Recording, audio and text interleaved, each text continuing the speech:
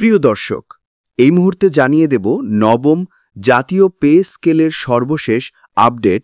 আজকে কালের কণ্ঠ পত্রিকায় খবরটি প্রকাশিত হয়েছে। মহাসুখবর, কিছুদিনের মধ্যেই পে স্কেল হবে বললেন শিক্ষামন্ত্রী রেহানা পারভীন। থাকছে বিস্তারিত।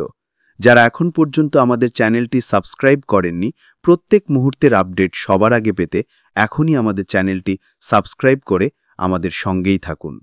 আজকের ভিডিওর লাইক টার্গেট 300। আপনারা প্রত্যেকেই লাইক দিয়ে আমাদের টার্গেট পূরণ করে দেবেন এবং আপনি কোথা থেকে ভিডিওটি দেখছেন অবশ্যই কমেন্ট করে জানাবেন। আপনাদের মতামত আমাদের জন্য অত্যন্ত গুরুত্বপূর্ণ। এবার বিস্তারিত। কিছুদিনের মধ্যে জাতীয় বেতন স্কেল হবে বলে জানিয়েছেন শিক্ষা সচিব রেহানা পারভীন। তখন শিক্ষকদের বাড়ি ভাড়া সহ বেতনের বিষয়গুলো সুরাহা হয়ে যাবে বলে মন্তব্য করেছেন। বৃহস্পতিবার 16 অক্টোবর শিক্ষা মন্ত্রণালয়ের সংবাদ সম্মেলনে তিনি এসব কথা বলেন। শিক্ষকদের দাবির পরিপ্রেক্ষিতে অর্থ মন্ত্রণালয়ে চিঠি দেওয়া হয়েছে জানিয়ে তিনি বলেন, আমরা প্রতি মুহূর্তে শিক্ষকদের দাবি নিয়ে কাজ করছি। আপনারা জানেন, অর্থ উপদেষ্টা ও সচিব দেশের বাইরে আছেন, তবু আমরা রাত দিন কাজ করে যাচ্ছি। পে স্কেল নিয়ে তিনি বলেন, কিছুদিনের মধ্যে জাতীয় বেতনের স্কেল হবে ইনশাল্লাহ।